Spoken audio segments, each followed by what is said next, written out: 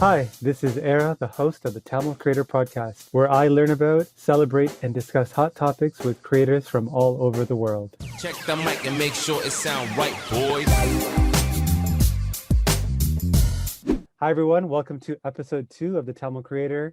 This is your host, Era, and today I'm going to be chatting with Mayu Thava, and he is a full-time real estate investor. We're going to get to kind of know how he kind of got into the game, some tips and tricks that he has, and just kind of learn a bit more about his story. So before I kind of get into letting Mayu introduce himself, I want to talk about how I met him. And it's very typical of how I meet people. So I actually read an article on Medium that showed up in my newsletter around kind of, I think it was owning a home and kind of hacking, like house hacking. I think that's what the article was, where you kind of broke down the numbers of owning a house in Scarborough and, how you can kind of make a cash flow. And I thought that was interesting. And then I scrolled down and I see that the author was actually this Tamil sounding name. So I do what I do best, which is I reached out to Mayu and asked him to kind of write an article on tamilculture.com. And then from there, I kind of just built a relationship where, I just ended up doing some actual deals with him as well. So yeah, Mayu, why don't we kind of jump into you telling us a bit about yourself and how you kind of got into real estate investing? Yeah. I mean, I'm not full time yet, Ara, just so you Sorry, know. yes, yes. But in the near future, that'll be happening. So, yeah, me like I've just had like a deep passion for real estate for a long time. Right now, I'm just under 45 units, depending on when this actually airs. But I've had a deep passion in real estate from a pretty young age. Led me to buying my first property much earlier, I think, than most people do. And that passion really over the last couple of years, it's changed and it's grown, and the strategies that I've implemented has also grown. So today I've got properties in the GTA, Windsor, New Brunswick. I also now flip real estate. I coach students actively. I'm part of the Rise community, where we have our own podcast as well, and we have real estate related events, and we run a pretty active Facebook group. And in the near future, like as I say, I'm going to be transitioning into the full time side. I'm also going to be moving more into the mortgages and the financing realm of things. Oh, wow. So wait, how are you doing all of Yeah. this and you're not doing this full time? That's pretty crazy. Yeah, but I'm definitely how do you say it, like burning the candle on like both ends, where like you just lose sleep for a little bit and you just suck it up. But I mean you've got a lot of different businesses going on as well, and Yeah. I did so the same thing. Like while I was building up my business, I was working at other startups and yeah, just doing what you're doing. But do you have like an idea of timelines of when you plan to kind of do this full time or? I did set a date. It's a lot sooner than you know what I can just say here. It's I set a date to April 30th, but there's a couple like variances that I'm offloading some properties. I'm properties that I just don't want to keep moving forward, and things like that I'm trying to like get in order. Got it. And if everything lines up, then April 30th is kind of my date. But I've been like pushing it back for so long now that it's just getting crazy. Yeah, because I thought when I first talked to you, I think you said January 1st. So I guess you're just milking as much as you can. Yeah, it becomes tough, right? Because once you leave, like mortgages become more challenging, Yes, yes. and there's we still haven't closed our own like primary residence, so that's really the last thing that I was waiting Mhm. for, is just buy my own primary residence and put that as the last item on my mortgage qualifying. But now I'm just like, forget it, like this thing's taking too long. Got it. Okay, well, I mean, like I said, going back to how I originally connected with you is because I didn't really see that many people, especially on social media or just kind of in general, put themselves out there talking about investing, especially from like a real estate perspective. And I just found it interesting that you were one of the first. I know there's a couple other guys starting to do it, but um, how did your family feel about you kind of getting into real estate investing? Because I mean, just talking from personal experience, I know like my dad, and when I talk about this, he's always like very risk adverse, even though he's been someone that's taken risks before. So I'm just curious what your experience was like. I'd have to echo that. I think you like throughout the journey, it's been a lot of kind of skepticism, or like cautionary tales that are basically shared with me. I think it goes back to like the risk tolerances of our parents, and like when they came here and their own ventures, right? So like my parents were very like white collar, just like worked like their corporate jobs, and like live life like very safe, which is good for them, and from where they came, right? Versus like the experiences that we take, where a white collar job now is kind of like, it's kind of like a given, and it's kind of boring, and we want to challenge the status quo, and look outside of the realm of things. And I think as well, like as I started, I think the first property, like they were like, okay, like this makes sense. The second property, they're kind of like, Like, what are you doing? And then like as I started to get more and more aggressive, and as I moved outside of Toronto, I was kind of pushing the barrier on like what they thought was reasonable and what their limits were. So yeah, so it's definitely a lot of doubt, but I have seen, like my wife is actually pretty solid with it. She's also because she like sees the ins and outs. Like I'm constantly talking about real estate to her, so she gets the business. But like my parents, for a long time, they were definitely very skeptic, and now they're kind of coming around to the idea of just doing real estate full time as well, right? Like that was a whole other barrier that I had to like break down with them. Do they know you have 45 doors? Now, you know what? They probably don't. So I think we did the Tamil Culture podcast, and Yes, I mentioned that I had 18 doors at that time, yes. and I mentioned that my parents didn't know, and then someone told my parents. I don't know who yet, but someone told them, and then I explained to them like, yeah, I do.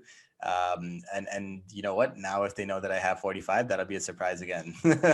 That's so funny. Yeah, because I'm kind of the same way, not because I'm trying to hide it, but I feel like my parents don't really understand startups or like what I'm doing with Tamil culture, what I'm doing with my other startup, or even like investing. Like why would I go get into like a multi-family investment? Like they don't understand any of it. So I just Yeah. instead of kind of introducing all these things that might be they don't understand or they might think is risky, I just don't talk about it. I just say I'm doing okay. I don't really mention anything. So I was just curious about that.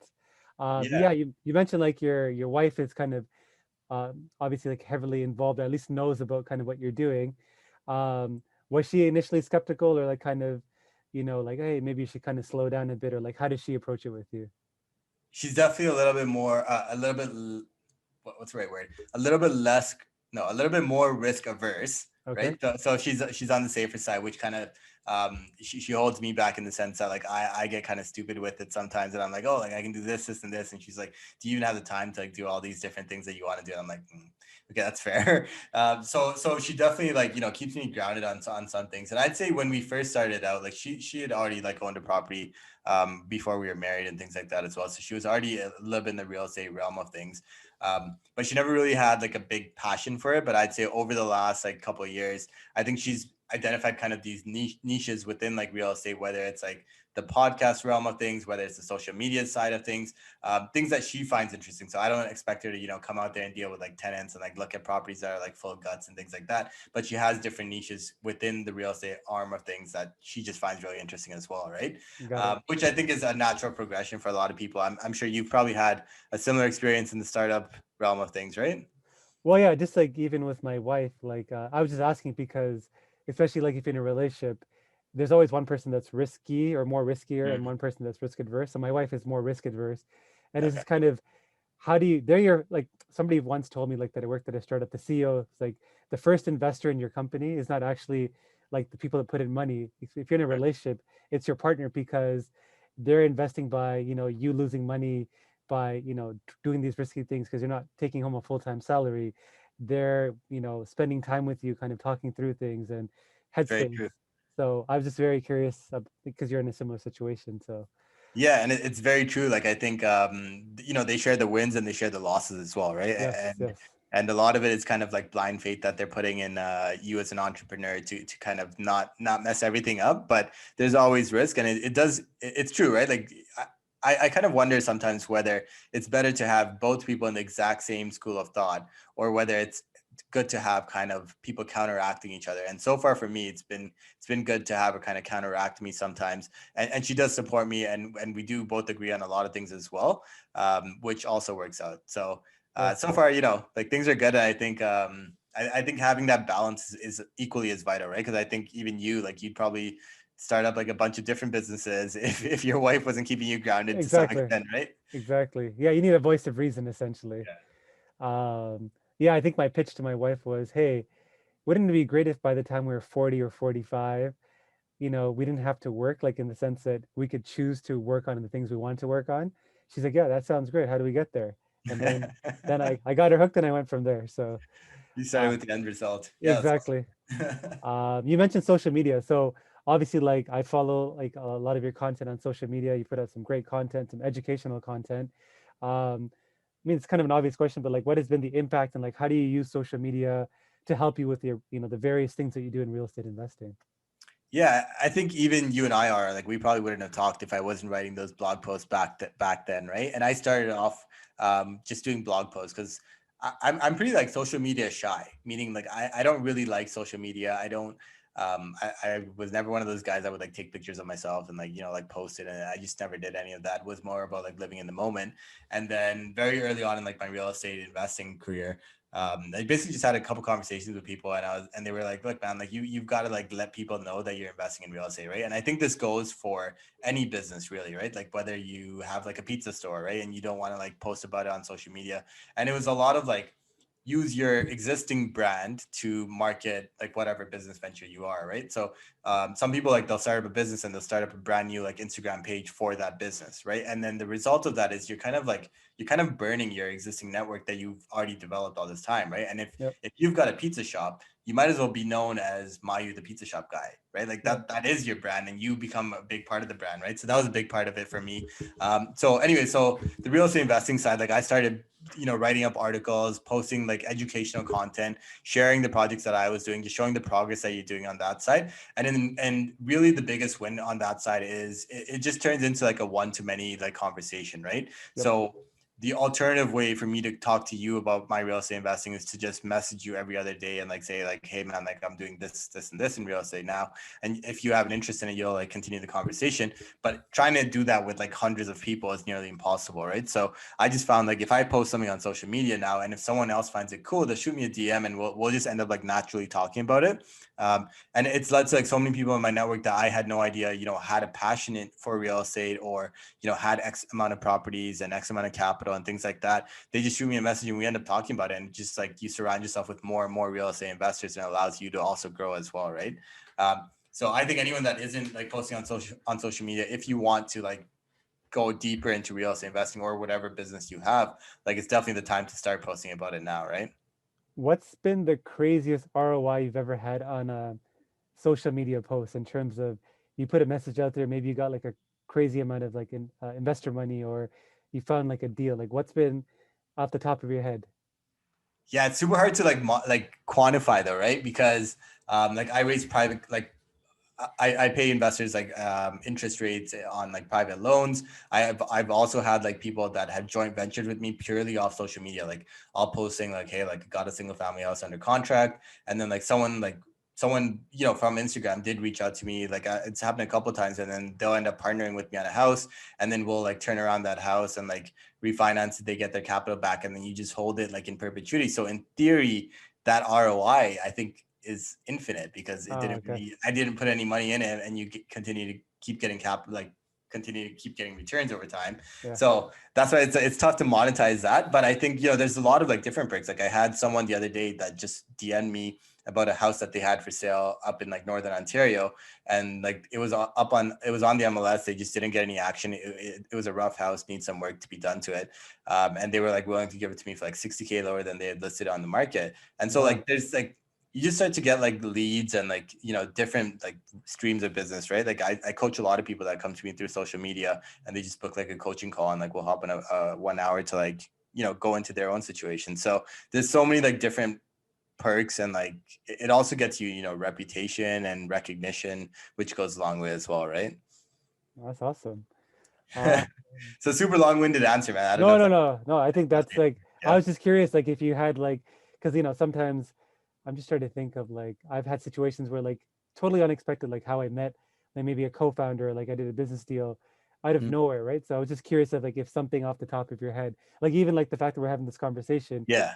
started from like 2, 3 years ago off like this random blog post you did on Medium, right? That Yeah. happened to land in my inbox. Like it's pretty crazy. Where do you see yourself in like the next 3 to 5 years?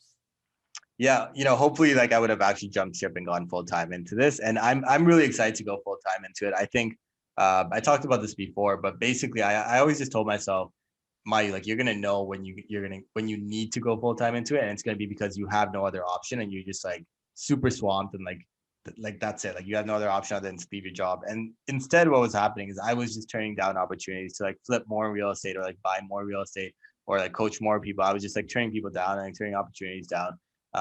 And the result of that is you're kind of always at this like 120% rate of like effectiveness, where it's just a little bit too much, but it's not painful enough that you have to leave your job, right? Yep.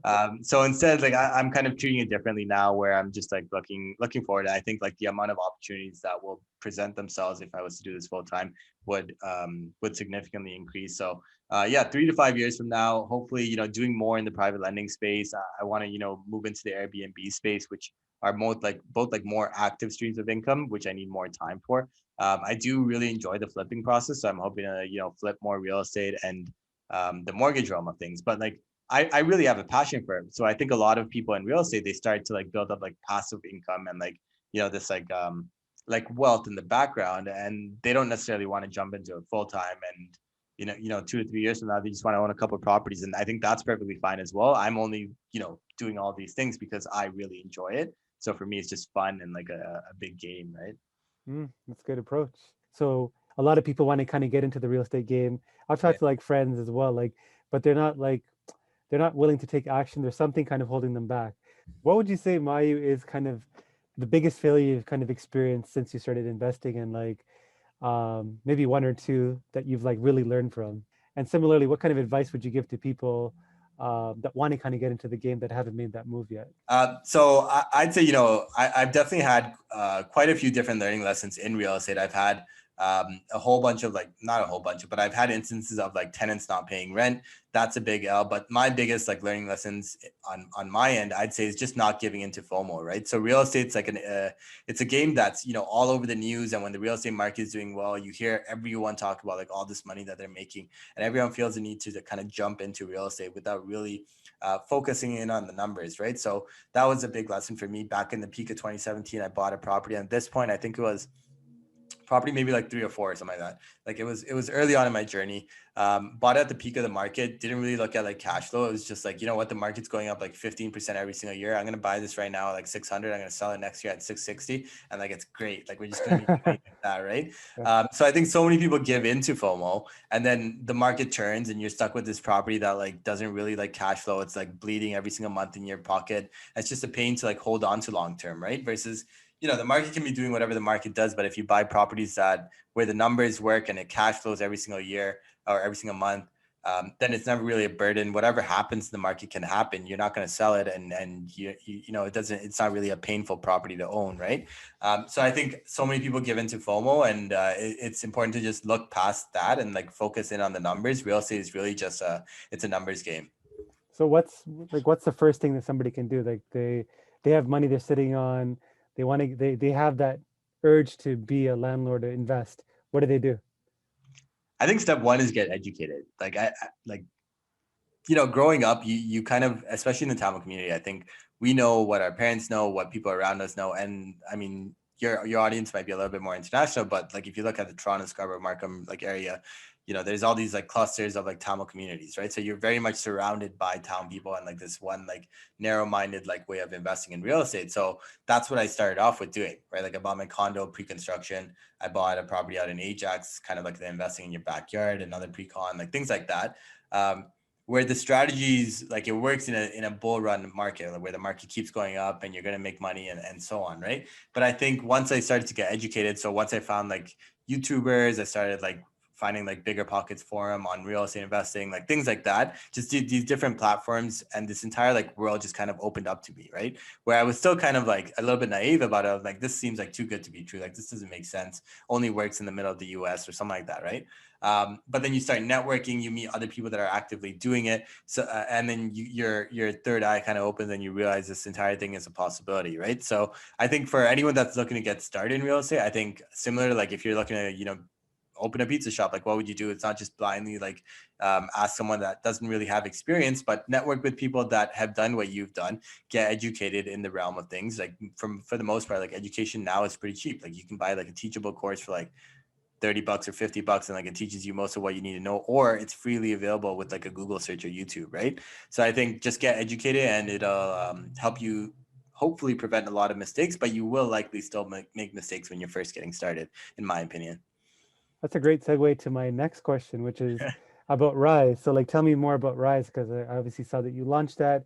I know it's related to education, but maybe fill us in. Yeah, so it's really just like real estate investors helping one another, right? So it's a community-based like platform. I run it along with Austin Ye. we run a pretty this is gonna sound odd, but like we run a pretty active like Facebook page, which I know it's like kind of like a medium of the past where not too many like youngsters are now on Facebook, but there's quite a few like real estate communities on Facebook. So we run our own on the Rise side, which is really just it's kind of like Q&A style, a lot of networking. People just post any questions they have, and like other investors hop in and like help answer the questions. That led kind of to the origins of Rise was originally kind of just networking events, right? So like every once a month or every other month, I can't remember now. Pre-COVID, we used to just have like networking events downtown Toronto, like a bar, like people just meet up and just talk like real estate, right? So that was the original origins. And then COVID hits, the Facebook group kind of like pops off in popularity, people just talking on there, which led into kind of the podcast and then the events that we run. And we try to have like virtual networking events and things like that. So really it's just a community, and it's just like us giving back to like other investors, like helping people out wherever they can. And yeah, it's just a community of like-minded people. Yeah, and you talked about Facebook being kind of this old school kind of Facebook groups, sorry, kind of being old school. But it's Yeah. funny because I've noticed there's a few different premium services that I'm subscribed to, and they all Okay. have Facebook communities because Facebook's probably the best kind of platform for kind of enabling community that I've seen because everyone's already has a Facebook account. It's kind of Yeah. people check it regularly. Like I'm part of like 3 or 4 groups, and I see all these interesting posts. Like I think I'm not part of Rise, but I'll join. But I think I'm part of like Ontario landlords. I'm part of multifamily Yeah. investors. I'm part of this other one around like entrepreneurship. So I could definitely see the value. Community Yeah. is huge because there's only so much you can teach people, right? But like there's so much that everybody that's like your peer or like peer like can kind of teach each other. So I think it's amazing. Yeah, I mean, even as like I'm moving into like the mortgage space, I'm discovering these different Facebook groups just on like mortgage agents and like Yep. people sharing like, hey, this lender does this and like this, like whatever, right? Yeah. So there's this entire like ecosystem, whatever you're interested in, even if it's not like real estate, I'm sure like you could find. I just keep going back to this pizza shop analogy because I'm really craving pizza.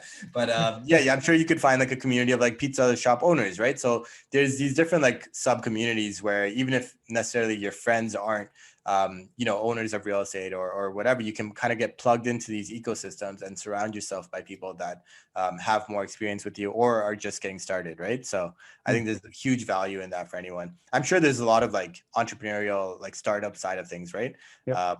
Whether it's on Facebook or different mediums, but I'm sure it exists there. Yeah. Um, we kind of touched on it earlier, maybe we didn't, but one of the things I want to talk to you about is I don't know if you're as passionate about it as I am, but obviously the FIRE movement. And for those Yeah. that are not aware of FIRE, it stands for Financially Independent Retire Early. And it's not kind of retirement in the typical, retire when you're 65, do nothing. It's more so the first part of it, which is financially independent, meaning money is not an issue. It doesn't mean that you have infinite amounts of money, but your costs of living are covered or I guess comfortable. And the Yeah. retire early is really not sitting around and doing nothing, but like for you, you do real estate because you love it, you enjoy it, and you're going to do it full time eventually.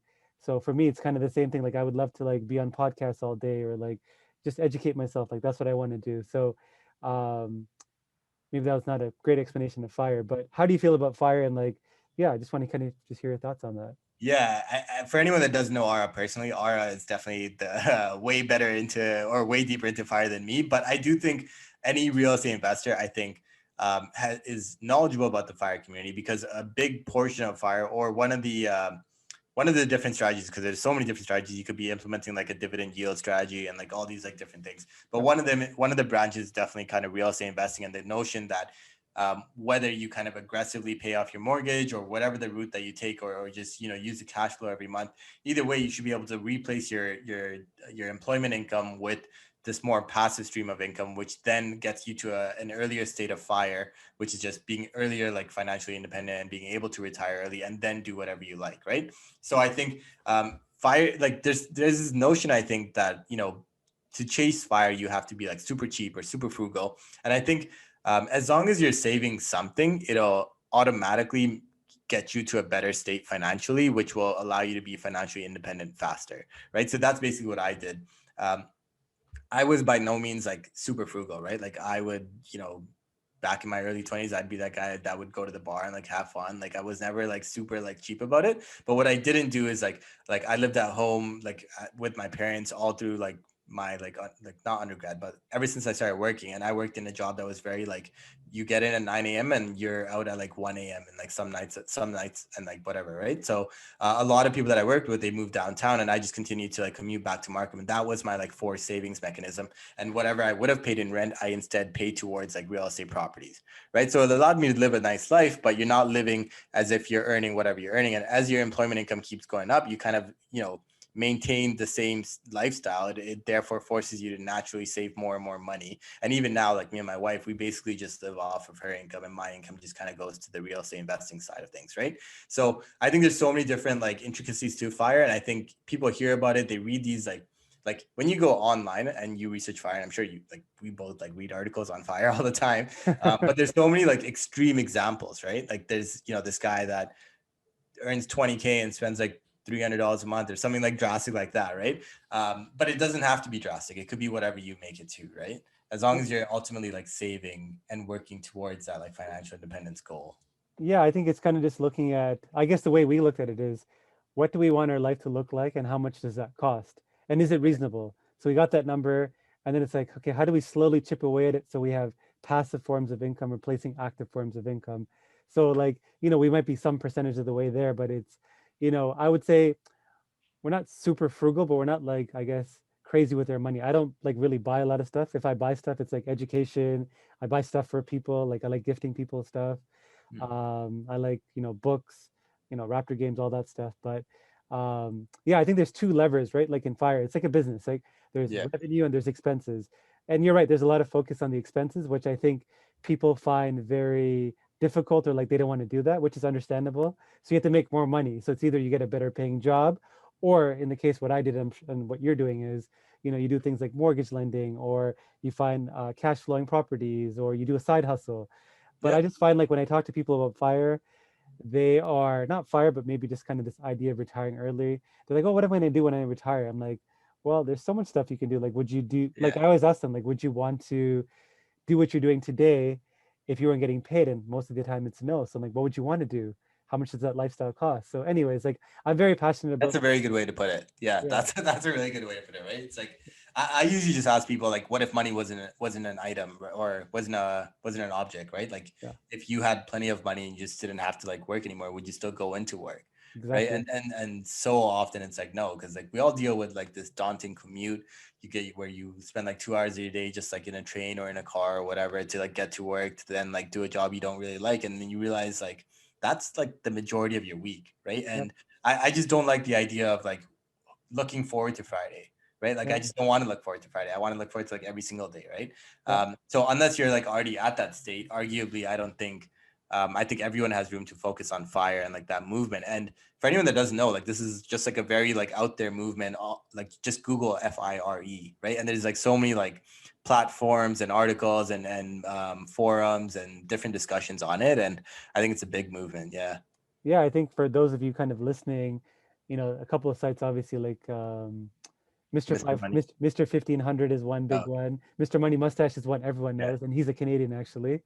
Mr. 1500 was actually a guy that I think he just decided one day that he's like, I want to retire. I want to give myself 1500 days to do it, and he did it like well ahead of that, and like he Oh just wow, that's pretty cool. yeah. So he had Yeah. 1500 days to retire. So he did kind of more of the stock market investing and a little bit of real estate investing. But going back to kind of fire and the two levers, revenue, which is make more money or cut down your expenses. I think I just think if people actually look at numbers versus kind of feelings, they'd realize that fire, maybe not completely fire, but it's very doable. Like I Yeah. thought, like 6, 7 years ago when I started like doing research on fire, I was like, oh, this sounds really hard. But then when you look at all your expenses, like I think my wife and I had two cars, but like we were driving maybe 20 minutes out of the day or 30 minutes out of the day. So I got rid of one car. We got into real estate investing. I did side hustles. Like it's really, I mean, it's easier than people think, but um, yeah, Yeah. yeah, I think a big part of it is also like the way I looked at it is what are my fixed costs and like what's variable, right? So like I don't necessarily need to cover, I love to eat out, like I love fast food and I just love like going to restaurants and like things like that. But push comes to shove, it's not something I have to do, yep, right? So what are like my actual like basic fixed costs? Literally just rent, a little bit for utilities, a little bit for my car. Um, that's it. Like and then like a grocery allocation budget, right? So those fixed costs are much lower than like what I spend on a monthly basis. But I just focus in on those fixed costs, and then once you achieve that, now you have the freedom to like go and do whatever you want, and that whatever you want, like it's still gonna make you some money somewhere. Like whether you're like a guitarist and like you're just gonna like play on the streets, like you'll still earn something, right? So the notion isn't, I've got to like earn exactly what I'm earning today. It's just, cover your basic needs. And then once your basic needs are met, like people will do what they like, which will then allow them to like still continue to earn money, but in a form that they like and enjoy, right? Yep. And I think it's all about making conscious decisions, like you said. People don't think about eating out as a cost that it adds up. Like, $20 here and $30 there. It doesn't sound like a lot, but over a month it could be 500, 600, $1,000, which you save over a couple of years. That could be an investment property. So I definitely agree with Yeah. that. I feel like there's going to be a lot more questions about fire. I feel like I kind of was kind of all over the place, but I think people have a real interest in kind of, especially during COVID. I feel like people have had more time to think about like really deep questions, like, do I love what I do? Like, am I in relationships that I want to be in? Like, am I living where I want to live? I think people have Yeah. more time to think about these kind of things, and money is a big part of driving a lot of your decisions if you think about it. Like, some people specifically buy a place to be close to work, but they don't think about, oh, what if I don't have to work Yeah. close to where I work, Very like true. live, right? So And let's talk about one thing you said there as well, like especially during COVID, because um, we talked about this earlier as well, kind of like my parents' opinion on the real estate investing side, like that kind of thing, right? So they were always the notion or the mentality of just work like a safe corporate job, because that's what they did, and that's what their generation, a lot of people did as well, right? And so I like at some point I was like, what is a safe corporate job? Like, what is so safe about corporate that like yes, that you think is like anything better than like me just working for myself and like being in business for myself? And they're like, oh, you'll always have a company, they'll always hire you, they're paying you like a monthly salary, it's like risk free, like that kind of thing. And I was like, I honestly don't think there's anything risk free about having a corporate job. If anything, like all of your eggs are in that one basket where you're dependent on, like at any point your manager could change, and now you previously had a great manager, now you've got a shitty manager, and like your entire job just changes like that because all of your eggs were in that basket, right? yep, I think COVID has made a lot of people realize that their jobs aren't as stable as they once thought they were, right? yep, Like, and there's so many companies that did so many layoffs. Like I know like public sector companies that had their revenue streams like tied to like like gambling, casinos, like different things like that, where they had to do layoffs. And I'm sure a lot of people were there for decades thinking their jobs were super safe, right? So there's always a big risk. And I think, we owe it to ourselves to just work towards that financial independence goal, right? yep. Whatever medium that's in. And that's, if you have multiple streams of income, if you do lose your job, it doesn't hurt as much as, if all your eggs in one basket. That's it. Like, what do you do? Yeah, for Uh, sure, man. so, I mean, we'll chat more about that, I'm sure, in maybe a future episode. The next question I had was, we kind of touched on it earlier. I mean, being Tamil and kind of, the things that come with that in terms of cultural expectations. But for me, being Tamil was a big part of my identity and how I kind of view myself. What has been kind of for you the impact of maybe it's the Toronto Tamil community or just Tamil community in general on yourself personally and I guess business wise? Yeah, the Tamil community I think is super supportive, right? Like I think I brought in a concept I think to the Tamil community that maybe not too many people were implementing, which is just kind of like this out of town investing strategy, like the focus on cash flow, things like that. But I've also gotten so much support from the Tamil community. I think it's pretty crazy. A lot of my followers are Sri Lankan Tamil, or like and then they'll DM me, and we'll just end up talking, and like we can relate on so many things, right? So I think being Tamil in general has definitely like assisted me significantly. I also think culturally, we were, coming from our background is especially if you're from Sri Lankan Tamil, then, going through the war, you kind of realize that the like after everything that happened, what you're left with is you still have these properties in Sri Lanka. Like my parents still to this date have some property in Sri Lanka that they're in the process of like offloading, right? Which for a lot of people was kind of the saving grace, right? Like no one cared what car you had, and how much money you had in the bank and like things like that. When push comes to shove, like the property was still there, right? And that's something that I think a lot of town people are really into real estate purely from that reason, that they realize that it's a very tangible asset and a good storage of wealth, which has now passed on to the next generation. I think as well in Canada and various other countries as well. We grew up kind of in this economy where housing was so significant, right? Like people made so much money in housing that's absolutely ridiculous. I think the next generation of talented people to grow up, they're growing up in another crazy bull run of real estate that I think everyone is so into real estate. Like me growing up, when I was in like grade 8, like I don't think anyone wanted to be a realtor, right? But now people are coming out of high school and they're just like, I'm going to be a realtor, like forget like going to college. So I think it's fascinating. I think so many people are going to achieve so much more than like you or I. For And I sure. just think it's gonna be a crazy couple of years. Right, because my parents never talked to me about all this stuff. Like I feel like my kids will be so well, like well versed in Yeah. like financial literacy. Like I was kind of forced to kind of learn these things because my parents didn't speak great English, and I had to kind of learn like what a mortgage was or like financing terms at the bank just because I had to translate. So I learned at Yeah. a young age. But I feel like most people aren't financially literate. I was only that because I was forced into it. But even then, I had like bad debt when my early 20s and late 20s that I had to kind of get out of. Yeah. But I feel like you said, like the next generation is going to kind of build off kind of all the knowledge and interest that we had. Like I'm just imagining my kids from like a young age, like learning about saving, learning about mortgage lending or like investment properties. Yeah. By the time they hit high school, like maybe they don't even want to go to high school. Maybe they'll just jump into like investing. I don't know. So we'll see. Yeah. And one thing I'll say about like the at least other Tamil people that I've interacted with, there's been a big notion for a long like time that you just don't talk about money and you don't talk about like Yes. wins and losses. You just keep it to yourself. Like, why are you sharing this? Like, what? And my parents still give me shit for this all the time. They're like, "Oh, like, this person said you bought this here," and I'm like, "Yeah." Like, I posted on Instagram that I did. They're kind of like, why are you posting that? Like, why would you like tell people about this kind of stuff, right? And it's a big like mind shifts that I think needs to happen, and like this entire concept of like jealousy and like all that kind of stuff. Yep. To me, it's just like, what, like I don't really care. Like if I found like some cool hack or like some cool market, I might as well post about it, and if other people can like, there's enough money in my opinion for everyone to make some of it. And I think just treating money as a taboo topic, I think was a thing of the past, where like it's becoming more and more common that like so many people talk about it. That's another thing I found interesting. So 2 points. Like one of the things was you talked about people not being comfortable in the Tamil community talking about money. It's for sure. Even for like Tamil culture, when we reach out to people to interview them, some people are very hesitant to talk about themselves. Maybe it's like a personal thing, but I also feel like they don't want to like look like they're bragging, even though Right.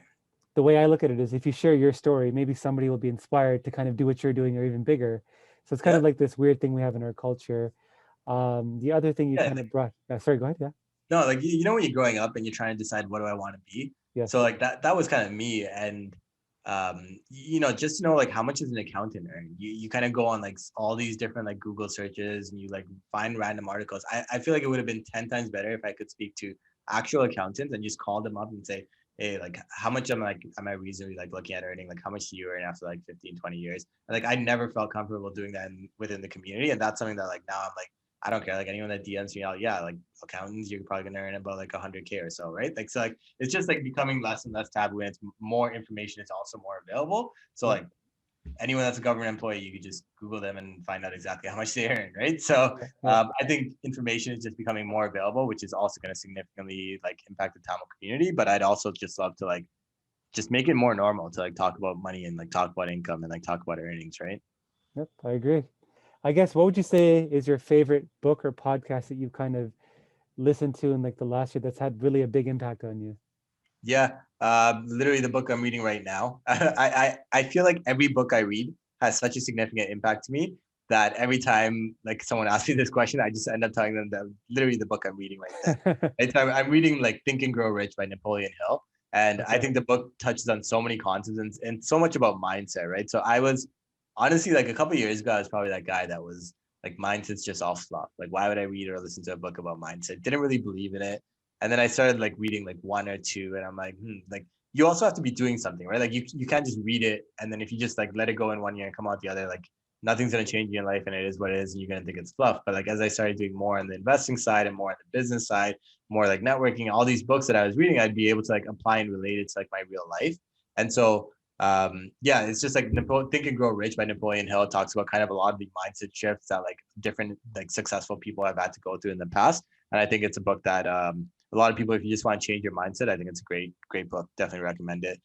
Yep. The obvious like real estate ones are Rich Dad Poor Dad. So if you haven't already read that, like that's definitely a good starting point as well. I think every real estate podcast I listen to, when they ask that question, I think Not one single person hasn't said that. It's Yeah. crazy. Yeah. That one's kind of like an obvious one. And if you're already into fire and like financial independence, it's things you already know. So Yeah. like you don't necessarily need to go that route. I actually read it pretty late in my journey. Like I don't think I read it early on. And when I read it, I was kind of like, oh, like I already like know this and understand it. Like if you're into fire and financial independence, you know like the assets over liabilities. Like it's all very common sense. But if you're someone that is just looking into this now and just getting started, definitely a great place to start. Actually, one thing I never understood, I always heard it a lot in real estate, and then I understood it when I actually got to kind of see it. They're like, oh, real estate was, real estate's an amazing asset because of the leverage.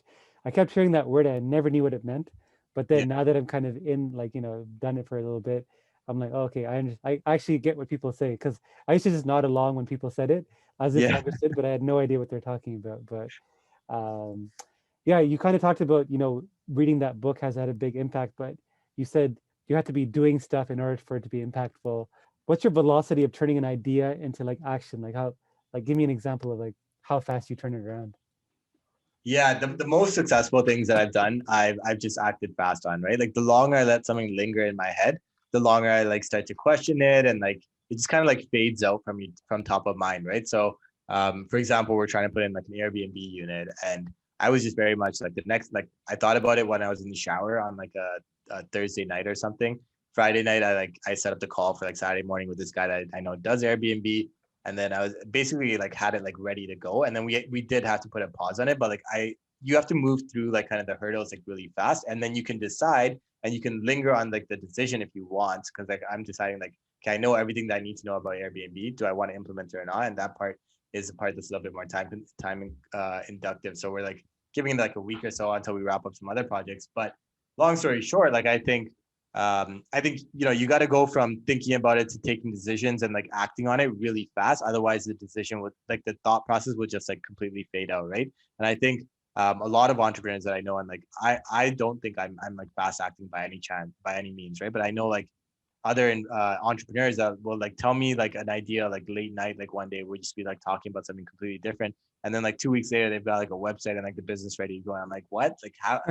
How did that even happen, right? So I'm by no means at that state, but I also think there are things you can do that are like pretty low cost, right? Like if you're like starting up like a gift business, right? Like that literally doesn't require any capital from you. That's something that if it's in your mind, like you should just like implement on it right away, right? Yep. So yeah, I'd say don't sit on ideas, just execute, fail fast and fail forward, right? Like just, oh, that didn't work out, okay, like I spent $500 on a website, it's done, just move on to the next thing, right? Yep. So I want to try something new with my second podcast or second episode. And I'm going to call it, what would you choose? The first question is, we're Tamil, so it's going to go with food. So mutton rolls or kotroti? Mutton rolls, 100%. Why? Martin Bakery. Mutton rolls, oh my god, I get, yeah. All right. Second question. Professional sports athlete or real estate investor? Real estate investor. Really, eh? uh, like it's odd about me is there's two really weird things about me. One is I don't watch sports, and Okay. the second is I don't listen to music. Ah, Right, interesting. and I blame my dad like entirely for this. Like they growing up, they wouldn't really let me like watch sports. Like you want to like go play sports, go play. Right, so like I Right. love like playing soccer. I love like just like playing random sports. Like that's fine. But and then the next thing is like if we were in a car, it was always 680 news that would play. Got it. It was or like some like like Bhakti like classical song, right? So those are my two options, and so the result of that is I actually love like reading the news, like listening to like podcasts, listening to like radio shows and like things like that. But I don't really listen to music, and I know my wife like thinks it's the weirdest thing ever, and so many people do. But yeah. It is kind of weird, but I didn't want to say it. Okay. Warren Buffett or Elon Musk?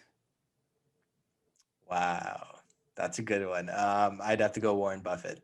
I think stick to the principles. I think there's great value in being an innovator, but you can innovate while still running like a business based on fundamentals, right? So Elon is that kind of that innovative guy, but tech companies that continue to run on losses for 20 like an extended period of time, I think at some point you do have to run your business as a business, right?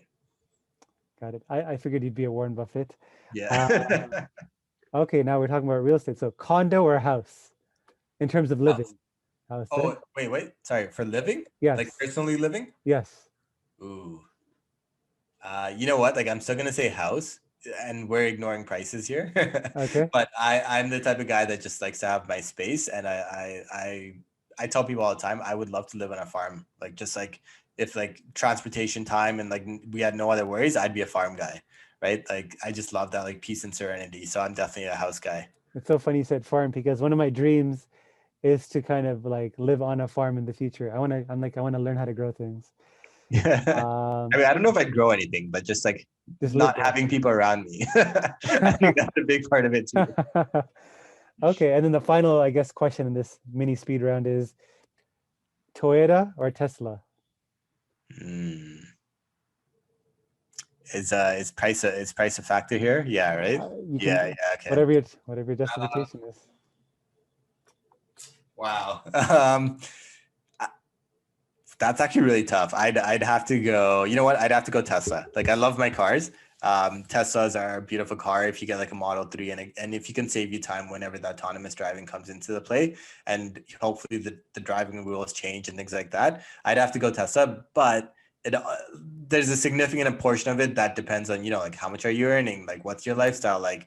At the same time, like I used to have a Benz, right? So when we talk about the fire movement, that's not fire at all, right? And I got rid of it as I got more serious into the fire movement. I paid someone to like take over that lease, and now I drive a 2010 SUV. And in the last, I think 6 months, I've driven like 35,000 kilometers, right? So if I Crazy. had that Benz, that depreciation would have been crazy, Yeah, right? So it yeah, all depends on lifestyle. And as much as I say Tesla, like I'd have to get it and like give it to my wife and keep driving my 2010 SUV because that's the only like car that I can justify for like the amount that I drive. yeah, But yeah. That makes sense. Awesome. Well, I mean, that was awesome. I think that, Maya, that was a great kind of, I mean, I learned a lot as well. I learned a lot about you as well. I want to thank you for kind of coming on to the podcast and kind of sharing some of your insights from your what last few years in kind of real estate investing. So if before we kind of jump off, maybe you can kind of let people know where they can find you from both a personal branding perspective, but also Rise as well. And yeah, yeah, honestly, every like my personal brand is everything to me. Like that's where you can contact me for anything on Rise or personal. So just Instagram, Mayu.Thava. That's honestly probably the best platform. Facebook, if you guys want to hop on the Rise Facebook group, I think if you just search Rise on Facebook, like real estate. You know what? I actually don't know what the group name is called, but if you just search, I think Rise on Facebook, then it should pop up Rise and then real estate investors. So yeah, so anyone that's interested in talking about real estate name is called, but if you just search, I think